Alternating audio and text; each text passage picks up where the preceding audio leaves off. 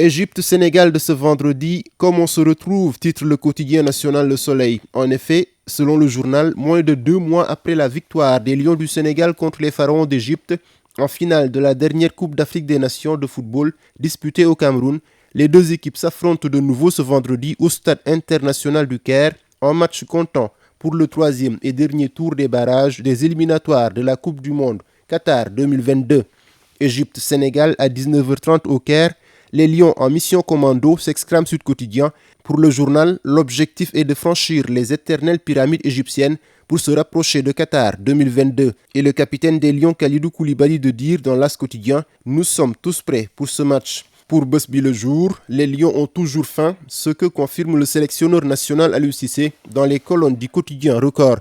Mes joueurs ont faim et moi, j'ai la dalle.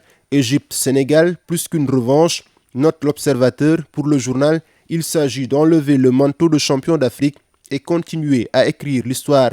Pour Stade Quotidien, l'heure de vérité a sonné et c'est aux Lions de bien négocier la manche allée au Caire ce vendredi pour éviter de tomber dans le piège des pharaons. Car pour le journal, gagner la CAN sans se qualifier au mondial serait un échec, comme l'a soutenu Cheikhou Kouyaté, et une qualification à ce grand rendez-vous du football viendrait terminer en beauté un parcours de 5 victoires et un nul lors du deuxième tour de ces éliminatoires.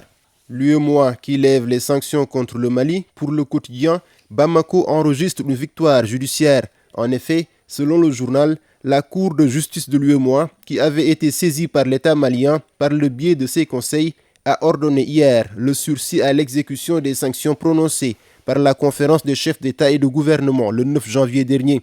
Pour le quotidien, cette décision va forcément changer le rapport de force entre les autorités de Bamako et les chefs d'État ouest-africains au moment où le dialogue de sourds se poursuit et qu'un sommet extraordinaire sur le Mali se tient aujourd'hui à Accra.